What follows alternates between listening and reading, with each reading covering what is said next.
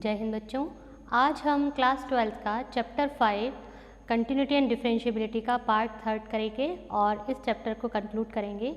अभी तक हम लोगों ने डिफरेंशिएशन करने के डिफरेंट मेथड सीखे हैं, कैसे लॉग फंक्शन को हम डिफरेंशिएट करते हैं। अब आज हम लोग प्राचल समीकरण का अवकलन किस तरह से निकालते हैं या पैरामीट्रिक फंक्शन को किस तरह से डिफरेंशिएट किया जाता है, ये हम सीखेंगे।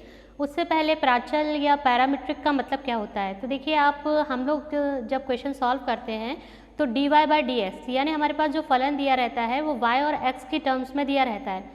लेकिन जब हमारे पास y और x के अलावा कोई नया वेरिएबल इंट्रोड्यूस होता है, जैसे t या थीटा की फॉर्म में अगर हमें कोई फंक्शन दिया है, तो वो जो थर्ड वेरिएबल है वो आपका प्राचल समीकरण कहलाता है।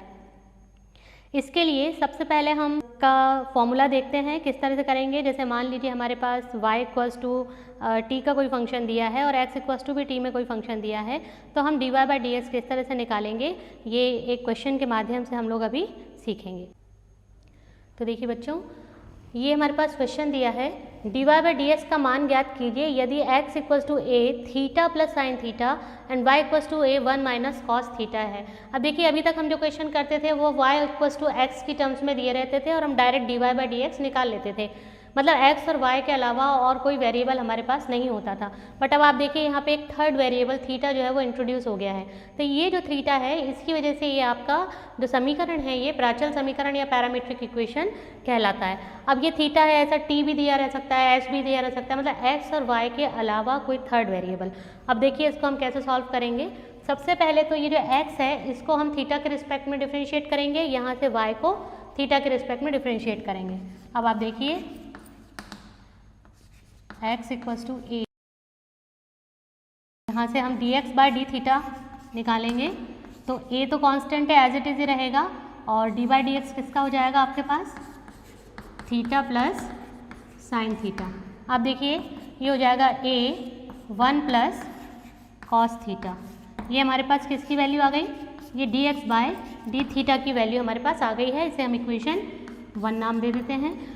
अब हम y को थीटा के रिस्पेक्ट में डिफरेंशिएट करेंगे, तो देखिए y दिया है a 1 माइनस कॉस थीटा, यहाँ से आप dy अपॉन डी थीटा निकालिए, a d by D theta, इसको थीटा के रिस्पेक्ट में डिफरेंशिएट कीजिए, dy by D theta, a as it is रहेगा। देखिए ये 1 जो है ये 0 हो जाएगा हमारे पास, और यहाँ कितना बचेगा, माइनस कॉस थीटा का डिफरेंशिएशन कितना होता है, माइनस साइन थीटा, तो minus minus plus sine theta हो जाएगा, मतलब हमारे पास इसकी वैल्यू कितनी आ गई, ए साइन थीटा। ये आपकी इक्वेशन 2 हो गई है। अब इस दोनों इक्वेशन से हम मान रखेंगे और D Y by D X के वैल्यू निकालेंगे। तो देखिए बच्चों, D Y by D theta और D X by D theta की वैल्यू हमारे पास आ गई है। अब हम फॉर्मूला अप्लाई करेंगे, D Y by D X हमको फाइनली चाहिए, इसका फॉर्मूला हो जाएगा D Y by D theta whole divided by D x by D theta. अब ये जो वैल्यूज़ हैं आपकी ये इसमें पुट कर दीजिए, तो ये हो जाएगा देखिए A sine theta divided by A 1 plus cos theta, A से ए कैंसिल हो जाएगा, और फाइनली हमारे पास D Y by D X की जो वैल्यू है वो आ जाएगी sine theta upon 1 plus cos theta. ये आपका आंसर आ गया। इसमें आपको ये ध्यान रखना है कि ये थीटा को रिप्लेस नहीं करना है, हमें प्राचल समीकरण को हल करना है, तो ये थीटा ही बना रहेगा, और D Y by D x जो है आप थीटा की टर्म्स में ही निकालेंगे। तो ये आपका आंसर आ गया। अब हम लोग रोलेज थ्योरम और लेग्रांजेज मीन वैल्यू थ्योरम, जिन्हें कि हम मध्यमान प्रमेय कहते हैं, इनके बारे में सीखेंगे। सबसे पहले रोले थ्योरम की हम बात करते हैं। रोले थ्योरम में आप ये देखिए ग्राफ के थ्रू आपको बताया जा रहा है। ये देखिए आप फर्स्ट ग्राफ जो है इसमें हमारे पास जो 2 पॉइंट दिए हैं A और B, ये A और B जो है ये बेसिकली इंटरवल है, जिस इंटरवल में आपका ये ग्राफ शो हो रहा है। तो देखिए आप ये अपवर्ड डायरेक्शन में ग्राफ आपका बना हुआ है, और यहाँ से आप ये देखिए कि ये जो वैल्यू आ रही है आपकी f ऑफ A और f ऑफ B, ये दोनों इक्वल हैं। f ऑफ A क्या है, फलन का मान जब हम A पर निकालते हैं तो वो f ऑफ A होगा, और f ऑफ B यानी जब फलन का मान हम B पे निकालेंगे तब ये आपका f ऑफ B होगा। अब आप देखिए दोनों पॉइंट्स पे फंक्शन की जो दोनों वैल्यूज़ हैं, मतलब f ऑफ A और f ऑफ B दोनों बराबर आ रही हैं। इसी के साथ अगर हम इस पे टेंजेंट ड्रॉ करते हैं इसके ग्राफ पर, तो आप देखिए हमको एक ऐसा पॉइंट मिल रहा है C, जहाँ पे अवकलज जो है वो शून्य होगा। मतलब इस फंक्शन का अगर हम अवकलन निकालें तो वो शून्य होगा। शून्य होगा मतलब ये है कि अवकलन f' c, यानी यहाँ आपका स्लोप 0 है या यहाँ पे कोई चेंज नहीं है। डिफ्रेंसिएशन की जब हम बात करते हैं तो डेरिवेटिव मीन्स होता है चेंज। अगर यहाँ चेंज है किसी तरह का तो वहाँ डेरिवेटिव रहेगा। अदरवाइज देखिए आप ये पॉइंट जो दिखा रहे हैं यहाँ पे C, इस पॉइंट पर f' इज इक्वल्स टू 0, क्योंकि इस पॉइंट पे कोई भी किसी तरह का आपके पास चेंज नहीं हो रहा। तो इसके जो ग्राफ्स हैं देखिए आप, ये अपवर्ड डायरेक्शन वाला ग्राफ है, फिर ये एक डाउनवर्ड डायरेक्शन में हमने ग्राफ बनाया है, इसमें भी हमें एक पॉइंट मिल रहा है, एक टेंजेंट मिल रही है जिस पर कि f' 0 हो रहा है। इसके अलावा ये थर्ड ग्राफ देखिए आप, इसमें हमारे पास 2 कर्व जो है वो मूव कर रहे हैं, मतलब एक ही कर्व है लेकिन उसके डिफरेंट मूव्स हैं। तो इसमें भी आप देखिए हर मूव पर हमको f' जो है वो 0 मिल रहा है। इसका मतलब ये हुआ कि आपके पास जो ग्राफ आपको मिल रहा है इसमें हमें एटलीस्ट एक वैल्यू C, यानी एटलीस्ट C का कम से कम एक मान तो हमें मिल रहा है जिसमें कि अवकलन जो है वो इसका शून्य हो रहा है। तो बेसिकली रोले थ्योरम जो है वो हमें यही बताता है। इसकी जो स्टेटमेंट है उसके अकॉर्डिंग सबसे पहली कंडीशन रोले थ्योरम की होती है कि जो आपका फंक्शन है वो क्लोज इंटरवल या समवृत्त अंतराल AB में सतत या कंटिन्यूस होना चाहिए। दूसरा, फंक्शन आपका ओपन इंटरवल या विवृत अंतराल में अवकलनीय होना चाहिए यानी डिफरेंशिएबल होना चाहिए। और थर्ड कंडीशन में फंक्शन की वैल्यू दोनों जो अंतराल के जो मान दिए हैं आपके A और B, इस पर इक्वल होना चाहिए, यानी f of A is equals to f of B होना चाहिए। अगर ये तीनों कंडीशन सेटिस्फाई होती हैं तब C का कम से कम कोई एक मान ओपन इंटरवल AB में इस प्रकार एग्जिस्ट करता है कि f' c इक्वल्स टू 0, जो अभी हमने ज्योमेट्रिकल इंटरप्रिटेशन में सीखा है वो ही आपका यहाँ पे स्टेटमेंट की फॉर्म में कंप्लीट पूरा दिया हुआ है। अब C का एक मान हमें मिल रहा है तो रोले प्रमेय जो है ये सत्यापित करती है कि y इक्वल्स टू fx के ग्राफ के लिए किसी पॉइंट पर स्पर्श रेखा की प्रवणता कुछ और नहीं बल्कि उस बिंदु पर fx का अवकलन ही है। मतलब उस पॉइंट पर जो प्रवणता आपको मिल रही है या जो स्लोप मिल रहा है वो उसके अवकलन के द्वारा ही निकाला जाता है। अब इस पे बेस्ड हम एक क्वेश्चन सॉल्व करेंगे। तो देखिए बच्चों, ये हमारे पास फलन दिया हुआ है f(x) equals to x² plus 2x minus 8 और अंतराल हमारे पास दिया है -4 और 2, मतलब x का जो मान है वो -4 और 2 के बीच में है। आपको यहाँ रोले प्रमेय सत्यापित करनी है। अब रोले प्रमेय सत्यापित करने के लिए आपको जो मैंने स्टेटमेंट अभी बताया था उसके अकॉर्डिंग ही हम इसको सत्यापित करते हैं। देखिए आप, पहली कंडीशन हमारे पास रहती है कि फंक्शन को कंटिन्यूस बताना, तो इसमें कंटिन्यूटी प्रूफ करने की ज़रूरत नहीं है। कुछ फलन हमारे पास जैसे बहुपदीय फलन है तो वो आपका कंटिन्यूस होता है। इसके अलावा जो साइन कॉस के जो फंक्शंस हैं वो भी आपका कंटिन्यूस होते हैं। तो इनको कंटिन्यूटी आपको दिखाना नहीं है, सिर्फ लिखना है। दिया गया फलन x² प्लस 2x माइनस 8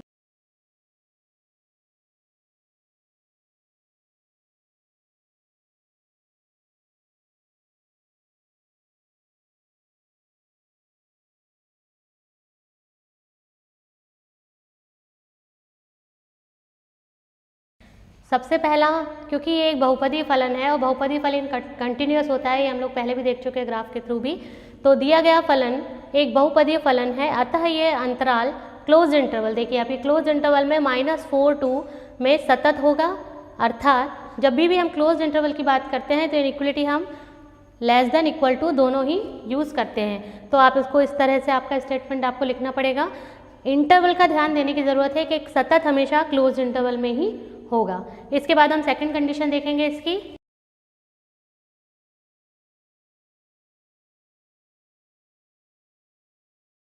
फलन हमारे पास दिया है f(x) equals to x² plus 2x minus 8। अब इसको अवकलनीय बताना है, इसका मतलब इसका अवकलन एग्जिस्ट करेगा, तो हम इसका अवकलन पहले निकालेंगे। ये हो जाएगा f' is equals to 2x plus 2। इसका हमारे पास अवकलन आ गया है। इसका मतलब कि ये फलन अंतराल ओपन इंटरवल लेना पड़ेगा यहाँ पे -4 2 में अवकलनीय होगा। देखिए क्योंकि ये डिफ्रेंशिएट कर दिया है मैंने और ये डिफ्रेंशिएट हो रहा है, तो ये ओपन इंटरवल -4 2 में अवकलनीय होगा, अर्थात -4 less than x less than 2। जब हम ओपन इंटरवल की बात कर रहे हैं तो इक्वल टू का जो साइन है वो यहाँ पे नहीं आएगा। अब देखिए थर्ड कंडीशन में हमें f ऑफ a और f of b equal to लाना है। a हमारे पास f ऑफ -4 है, तो देखिए आप ये जो f ऑफ -4 है ये किससे निकलेगा, ये फंक्शन से निकलेगा, जो फंक्शन आपको दिया है उससे। तो ये आ जाएगा -4 स्क्वायर प्लस 2 इंटू -4 -8। इसी के साथ ही यहाँ पे f ऑफ 2 हम निकालेंगे, वो आ जाएगा 2 स्क्वायर प्लस 2 इंटू 2 -8। तो देखिए इनको दोनों को जब हम सॉल्व करेंगे तो इन दोनों की वैल्यू आएंगी 0। इसका मतलब f ऑफ -4 जो है वो f ऑफ 2 के इक्वल आ गया है। तो हमारी थर्ड कंडीशन भी सेटिस्फाई हो गई है। तो रोले प्रमेय में हमने 3 कंडीशन को अगर सेटिस्फाई करा दिया है तब एक मान कम से कम c का अस्तित्व इस प्रकार होगा कि f dash c equals to 0। तो इसके आगे हम देखते हैं अब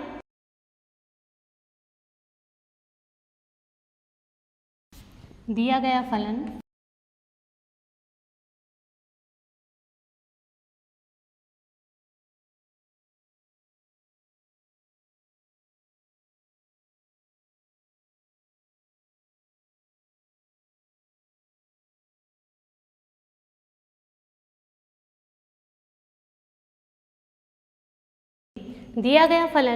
रोले प्रमेय की सभी शर्तों को संतुष्ट करता है, तीनों कंडीशंस को, तब c का कम से कम एक मान ओपन इंटरवल -4 2 में इस प्रकार होगा कि इसके लिए हमारे पास f डैश c का मान 0 होगा।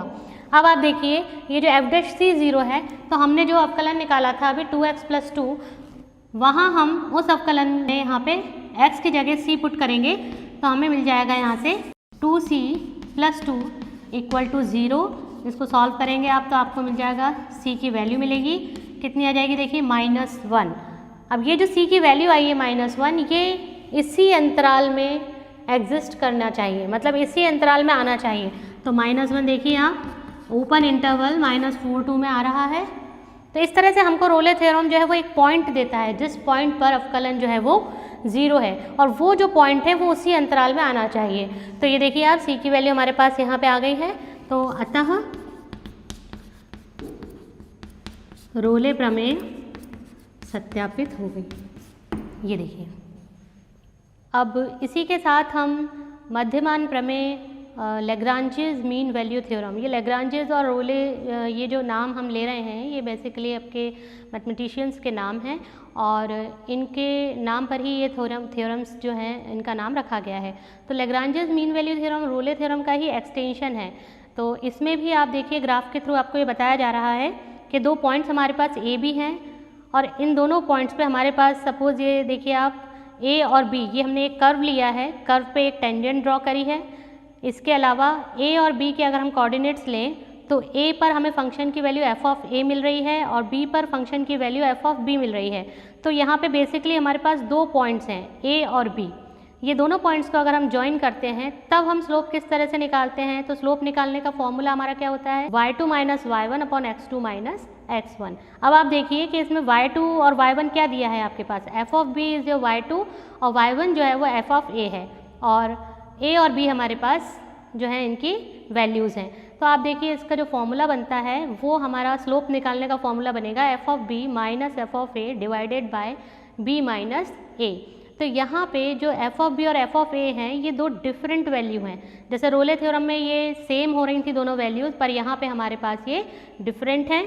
तो हमारे पास एक पॉइंट c, इसका स्लोप जो हमें मिल रहा है, इसका मान या इसका स्लोप का मान हम इस फॉर्मूले से निकालते हैं। तो अब हम इसका ज्योमेट्रिकल इंटरप्रिटेशन भी देख लेते हैं। आप देखिए इसमें एक ए बी जो है ये एक छेदक रेखा, ये जिसको हम सिकेंट बोलते हैं, ये है, और इसकी जो प्रवणता है या इसका स्लोप जो है, जैसे अभी मैंने बताया कि ये दोनों पॉइंट्स को आप ज्वाइन करेंगे तो हमारे पास स्लोप का फॉर्मूला जो y2 - y1 upon x2 - x1 है उसके थ्रू निकल आएगा। अब जो ये सीकेंट या जो छेदक रेखा है ये आपके टेंजेंट के पैरेलल है। तो अगर टेंजेंट के पैरेलल है तो इसका मतलब अगर दो लाइंस हमारे पास पैरेलल होती हैं तो उनके स्लोप जो हैं या उनकी प्रवणता जो है वो इक्वल होता है।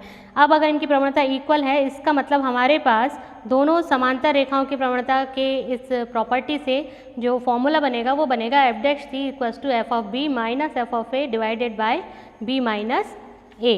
तो इसमें जो आपका स्टेटमेंट है, इसके दो स्टेटमेंट तो बिल्कुल एज इट इज़ जो रोलेस थ्योरम के स्टेटमेंट हैं वो ही हैं। जैसे जो एफ एक्स है वो क्लोज इंटरवल ए बी में कंटिन्यूस होगा, दूसरा f x open interval a b में आपका डिफरेंशिएबल या अवकलनीय होगा, और तीसरी कंडीशन में एफ ऑफ ए अगर एफ ऑफ बी के इक्वल नहीं है तो फिर हमारे पास एक पॉइंट सी इस प्रकार एग्जिस्ट करता है कि उसके लिए हमारे पास फॉर्मूला हो जाता है F dash C is equals to F of B minus F of A divided by B minus ए।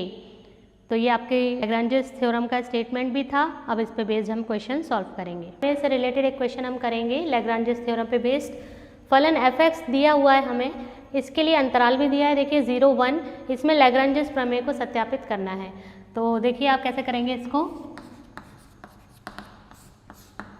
सबसे पहले तो इसकी भी 3 कंडीशंस हैं। देखिए आप सबसे पहले दिया गया फलन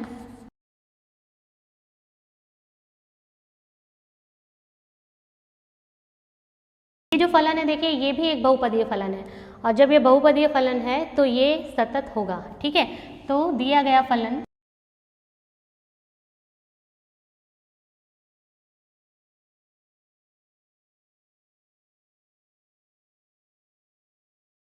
देखिए क्योंकि ये एक बहुपदी फलन है इसलिए अंतराल क्लोज्ड इंटरवल 0 1 में सतत होगा। दूसरी कंडीशन अवकलनीय सिद्ध करनी है तो हमें इसका अवकलन निकालना पड़ेगा। ये हो जाएगा 3x square minus 4x minus 1। तो देखिए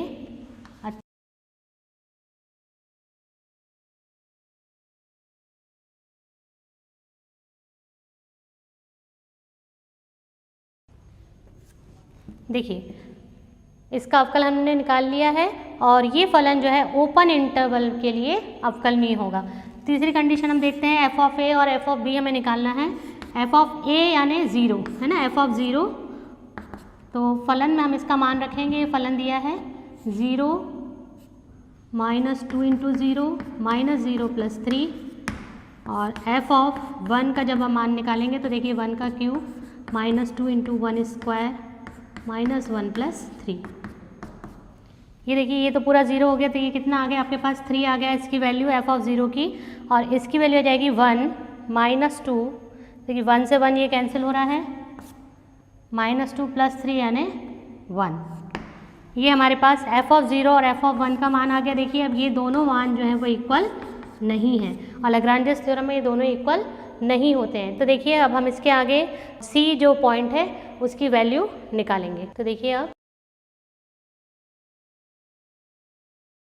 दिया गया फलन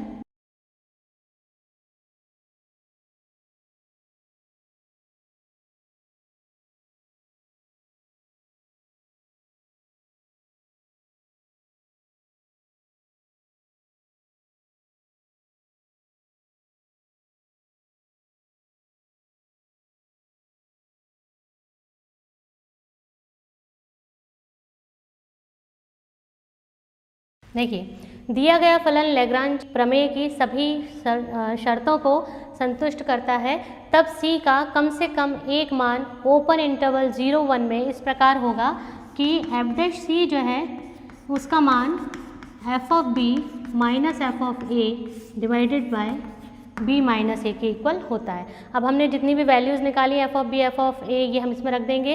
बी और ए वैल्यूज़ जो हैं वो 0 और 1 है हमारे पास। एफ डैश सी मतलब जो हमने एफ डैश एक्स निकाला है उसमें जहाँ जहाँ एक्स है वहाँ वहाँ आपको सी पुट करना है। तो देखिए अब यहाँ से हमने मान रख दिया है, यहाँ पे आपका आ जाएगा 3c square minus 4c minus 1 minus F of A की जगह हमने 1 माइनस 3 रख दिया है, बी और ए की जगह देखिए 1 माइनस 0 आ जाएगा। इनको सॉल्व करेंगे तो -2 इसकी वैल्यू आ गई। इस तरह से हमारे पास एक क्वाड्रेटिक इक्वेशन बन जाएगी ये 4c माइनस, इसको आप यहाँ ले आइए तो +2 इक्वल टू 0, ये हो गया 3c square minus 4c plus 1 equal to 0। अब देखिए आप इसको सॉल्व करना है और c की वैल्यू निकालनी है, तो क्वाड्रेटिक इक्वेशन हम सॉल्व करेंगे और c की वैल्यू निकालेंगे। तो देखिए बच्चों, इसको ये क्वाड्रेटिक इक्वेशन हमारे पास आई, इसको हम सॉल्व करेंगे। इसका मिडिल टर्म स्प्लिट करके फैक्टराइज कर लीजिए, -4c को -3 -c, तो हमारे पास दो फैक्टर्स आ जाएंगे, 3c - 1 c - 1, जिससे हमारे पास c के दो मान आएंगे, एक 1/3 और एक 1। अब देखिए c की वैल्यू ओपन इंटरवल 0-1 में आती है, तो ओपन इंटरवल में हमारे पास 1 तो आ नहीं पाएगा क्योंकि 0 और 1 यानी 1 इंक्लूड नहीं होता।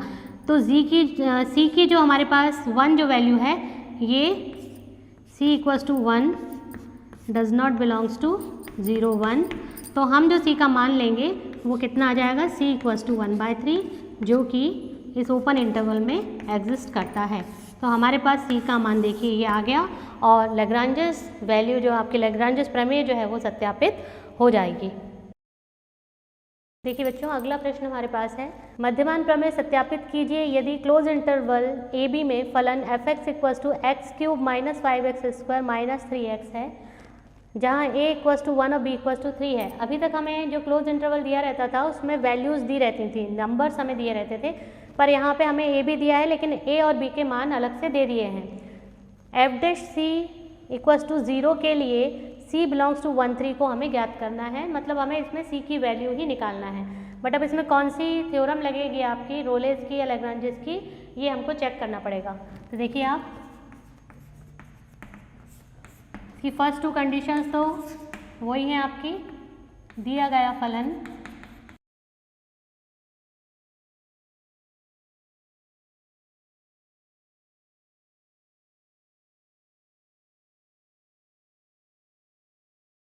देखिए, दिया गया फलन हमारे पास एक बहुपदीय फलन है, अतः ये क्लोज इंटरवल 1, 3, ए और बी की जगह हमने दोनों वैल्यू 1 और 3 रख दी हैं, एक 1, 3 में सतत होगा। अब हम सेकंड कंडीशन देखेंगे इसकी, उसके लिए पहले हमें इसका डिफरेंशिएशन निकालना पड़ेगा। तो f' हो जाएगा 3x² - 10x - 3। तो देखिए ये डिफरेंशिएबल है, तो हम इसको लिख देंगे, दिया गया फलन ओपन इंटरवल 1, 3 में अवकलनीय होगा। थर्ड कंडीशन देखिए, हम f(1) और f(3) का मान निकालेंगे, फंक्शन में वैल्यू रखेंगे। तो देखिए आप 1³ - 5 × 1² - 3 × 1, इसी तरह से 3 रखेंगे x की जगह, तो 3³ - 5 3² - 3 × 3, इन दोनों के मान निकालेंगे हम। तो देखिए f(1) का मान -7 और f(3) का मान -27 आया है। इसका मतलब कि f(1) जो है वो f(3) के इक्वल नहीं है, और जब भी ये दोनों वैल्यूज़ इक्वल नहीं आएंगी, इसका मतलब हम कौन सी थ्योरम यहाँ पे अप्लाई करेंगे, लैग्रांजेस मीन वैल्यू थ्योरम। तो देखते हैं अब हम इसके बाद थ्योरम अप्लाई इस पे कर देंगे हम।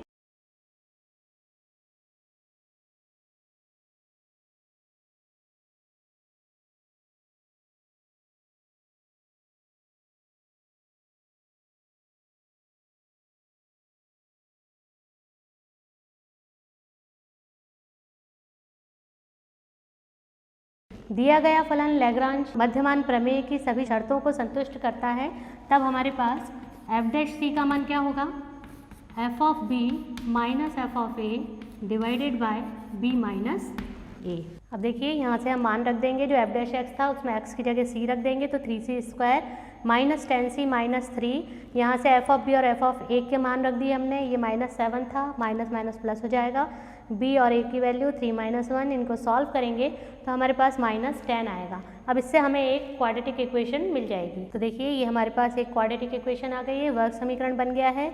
इसको जब हम सॉल्व करेंगे तो ये जो फॉर्मूला आप लोगों ने पढ़ा है -b² plus minus √b² - 4ac divided by 2a, ये फॉर्मूला मैंने यहाँ पे लगा दिया। तो देखिए आप -10 प्लस माइनस b² की जगह -10² -4 × 3 × 7 डिवाइडेड बाय 2 × 3, इनको जब हमने कैलकुलेट करके सॉल्व किया तो हमारे पास आ गया 10 + -4/6। अब देखिए हमारे पास दो साइन है यहाँ पे, एक प्लस है और एक माइनस। तो पहले हम प्लस के लिए इसको सॉल्व करेंगे, तो जब हम प्लस लेंगे तो हमारे पास c की वैल्यू आ जाएगी 10 + 4 यानी 14/6, 6। 14/6 का मतलब हो गया आपके पास 7/3 आ गई एक वैल्यू। और जब हम माइनस का साइन लेंगे तो देखिए आप 10 - 4 यानी 6, 6/6 इज 1, तो सी की वैल्यू हमारे पास आ जाएगी 1।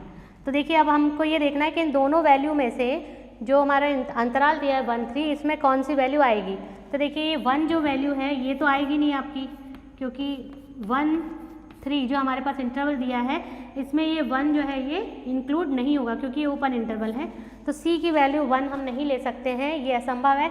तो ये जो सी की वैल्यू 7/3 है ये आपकी इस अंतराल में एग्जिस्ट करेगी।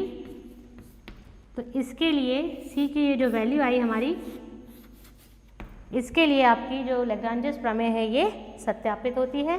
तो ये हमारा आंसर आ गया है। तो चलिए बच्चों, आज हम लोगों ने पैरामीट्रिक फॉर्म या पैरामीट्रिक इक्वेशन का डिफरेंशिएशन किस तरह से किया जाता है वो सीखा। इसके अलावा हमने मीन वैल्यूज़ थ्योरम्स सीखी, उनको कैसे हम प्रूफ करते हैं, या अगर हमें मीन वैल्यू थ्योरम दी हुई है किसी क्वेश्चन में तो हम उसको यूज़ कैसे करते हैं, ये सब चीज़ें हमने आज सीखी हैं। और इसी के साथ हमारा ये चैप्टर है 5 ये ख़त्म होता है, यहीं कंक्लूड करते हैं हम इसको। और ये आपके होमवर्क